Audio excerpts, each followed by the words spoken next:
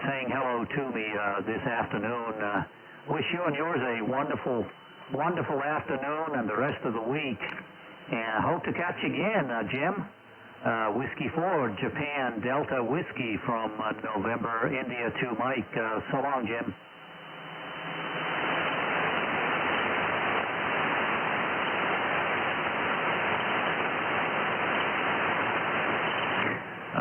Anyone else out there? November, India to Mike, listening.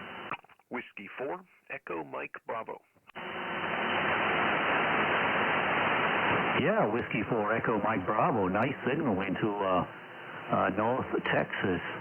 Glad to see the band's kind of open. I do get on this band every now and then, but hasn't really been all that great lately. But again, nice copy into the, we're located in the Dallas-Fort Worth Metro, and the QTH I'm at is only a few miles, maybe 3 miles away from the DFW airport. Name is U-Haul. Let me spell that. It's Juliet Uniform Hotel Alpha. Again, Juliet Uniform Hotel Alpha. U-Haul.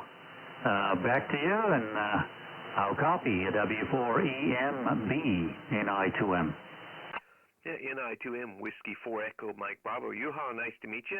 Name here on this end is Ed, Echo Delta, and I'm located in Woodlawn, Tennessee, small town near Clarksville, Tennessee, or Fort Campbell, Kentucky is just about 3 miles north of me, so I'm just on the south side of Fort Campbell, Kentucky here, so not too far from the Kentucky and Tennessee border. But looking at your QRZ page, you got some kanji up on the wall, and I was wondering if you could tell me about it there, over. Yeah, very good. And actually, those are pretty simple kind of pictograms. They are Chinese, and I lived in Japan, so I kind of get when you said kanji. As you may or may not know, the Japanese actually learned to write their own language from teachers from mainland China a long, long time ago, Ed. And the one on the left, it's really it's hard to describe, or if you will, paraphrase, so to speak, in a Western language. But it actually signifies endurance. You know, being able to endure adversity, and it's pretty profound. It's got the lower portion or element in that pictogram is the pictogram for a heart, and I believe the one above it actually denotes blood. So when you endure something, boy, do you really do that? I mean, you really have to endure, and it's sometimes extremely excruciating. And the one on the right-hand side, it's again very difficult to get into that, but it's a pictogram or ideogram that relates to Confucianism. Ed, W4EMB and I2M. Whiskey 4, Echo Mike Bravo. That's very interesting. Neat stuff there, Yuhan. Yeah, I was in Japan twice. I was in Aomori, there on the north side of Honshu there. I was in there with the United States Army training with the Japanese self-defense ground force there. Really enjoyed my time there. Matter of fact, my wife and I, we still we follow the sumo that goes on, and we just finished watching the July tournament there and seeing who the winner was. And I won't spoil it just in case you haven't watched it yet or hadn't followed it. But yeah, the July tournament there just finished up with a nice surprise ending there, over. Yeah, no worries, Ed. And again, the name here is Yuha. And if you look carefully at that image, just below or basically below or under the external monitor, I'm using a software-defined radio here, you will also see my last name spelled in katakana, and it's actually the sign that I had fixed to my mailbox where I lived. I had a house, and obviously I couldn't have afforded a house, but I was there on an expatriate contract, so there we go, Ed. And yeah, fine business on having been stationed in Japan and training with the Japanese self-defense forces. That's an interesting, must have been an interesting experience, Ed. And I lived in Japan for a couple of years, and you know, it's funny, you know, traditionally, as you probably know, not that it's true anymore these days, those sumo matches, it seemed like the majority were elderly ladies or not so elderly. They're watching because, well, they didn't actually go to an office to work, but did other important work at home. But they had more flexibility, so, and some of them are just completely nuts over sumo, Ed, and they're very, very knowledgeable, way more than I would ever be, Ed. Fine business, and I don't get to speak to folks in Tennessee all that often, at least on higher frequencies, so sure appreciate your call, Ed, and operating a fairly modest antenna here. It's just an inverted V up at 20 feet, Ed, and but I am putting out full legal limit, Ed. So there we go. And how long did you actually stay in Japan? And what are your most memorable, if you will, episodes of experiencing the Japanese way of life? I guess you stayed on the base or something, but obviously not all the time, and you got around quite a bit. But still, did you mingle a lot with just regular Japanese folk over? Hey, Whiskey 4 Echo Mike Bravo.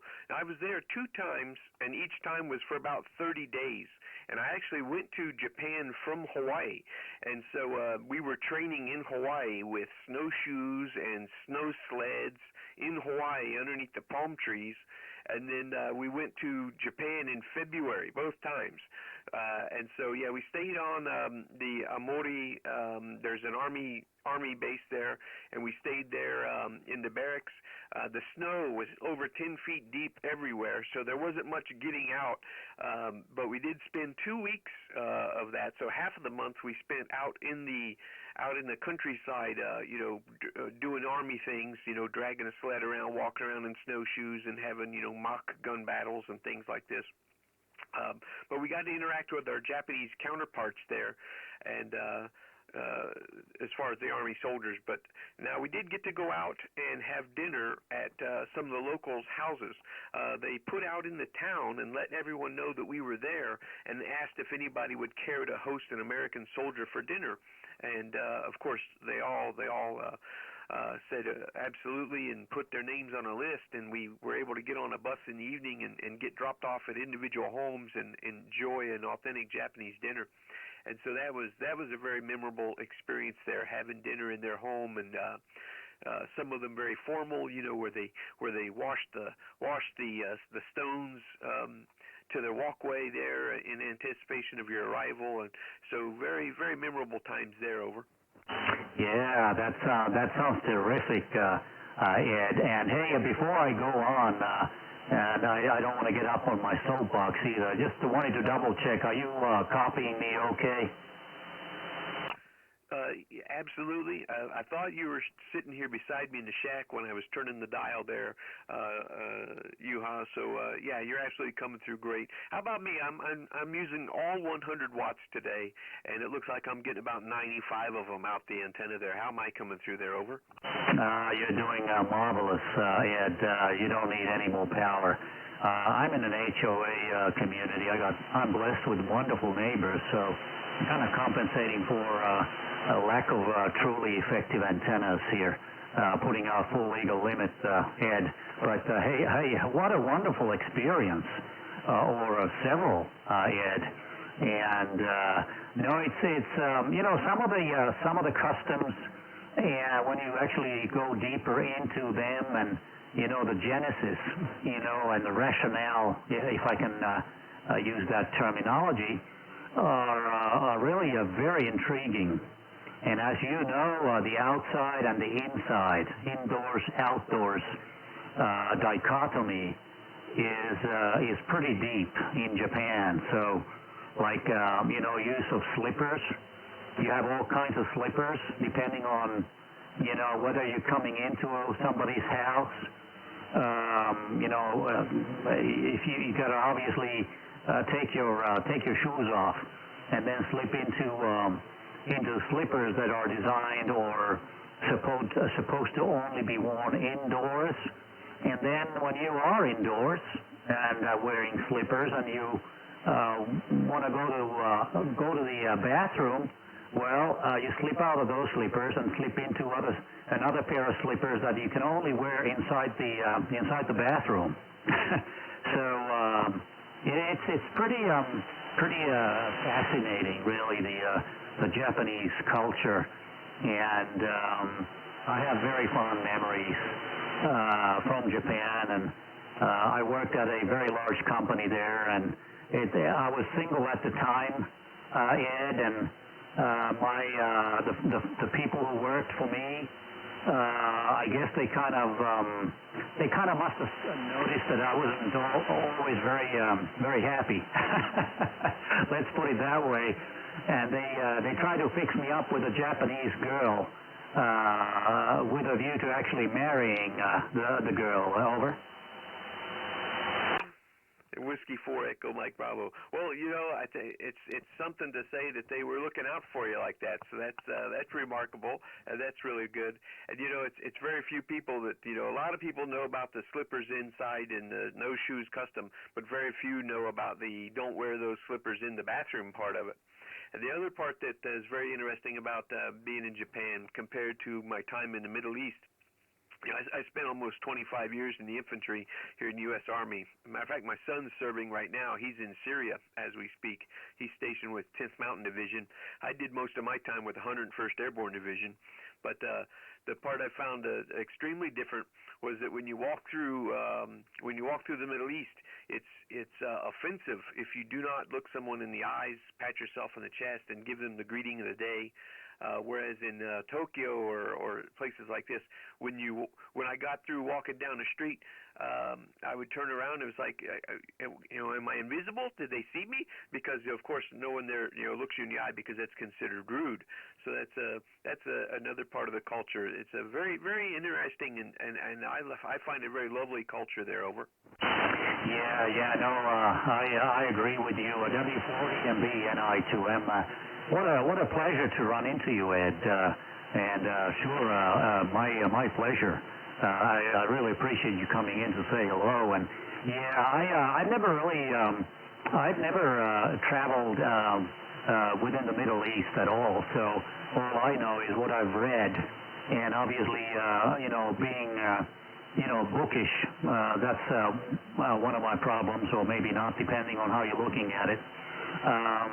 You can read all about it, but when you're actually there, immersed in a culture, and you kind of remember what a book basically told you not to do, and then you go ahead and do it. At least it happened to me, Ed.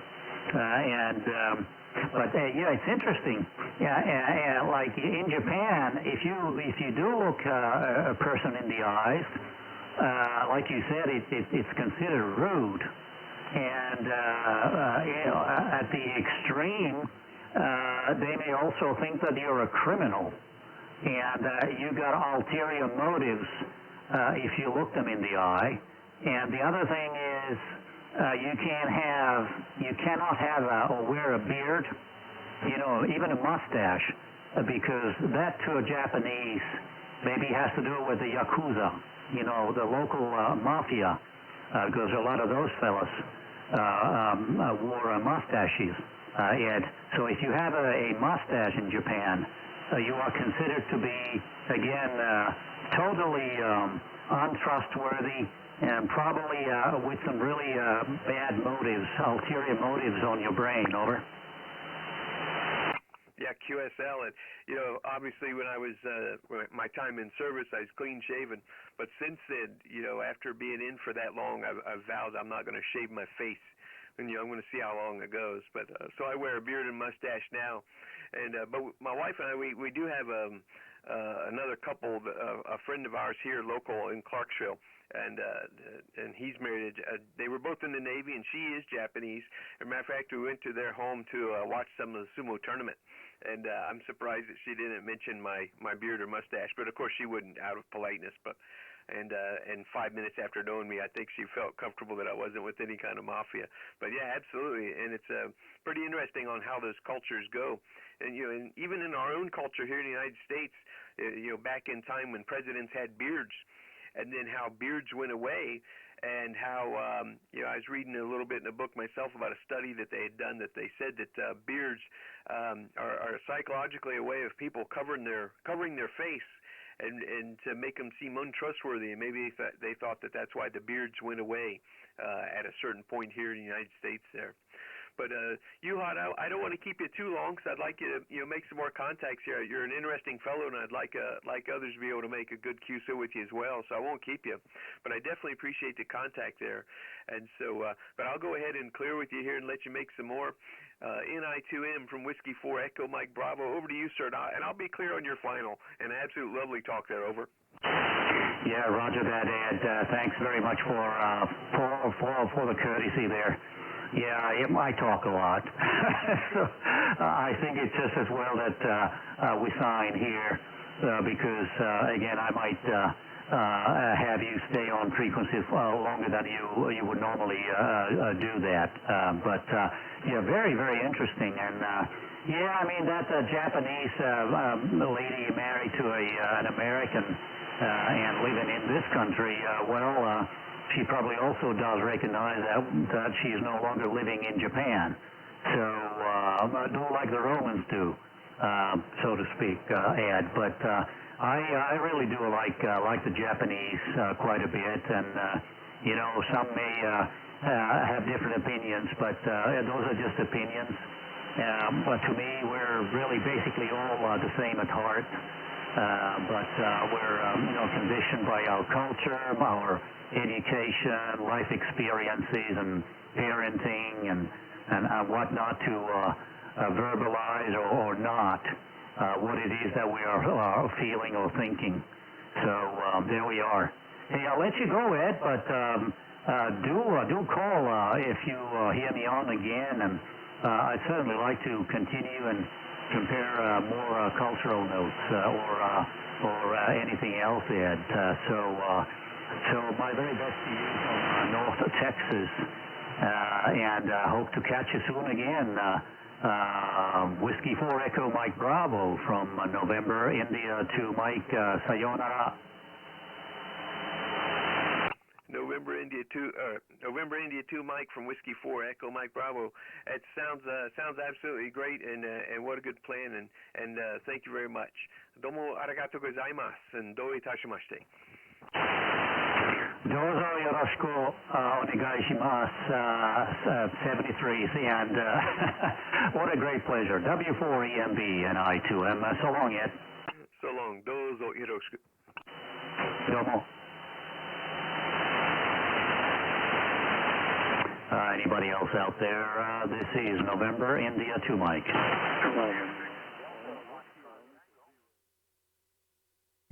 There we go. What an awesome contact there. November India 2 Mike. What an interesting fellow.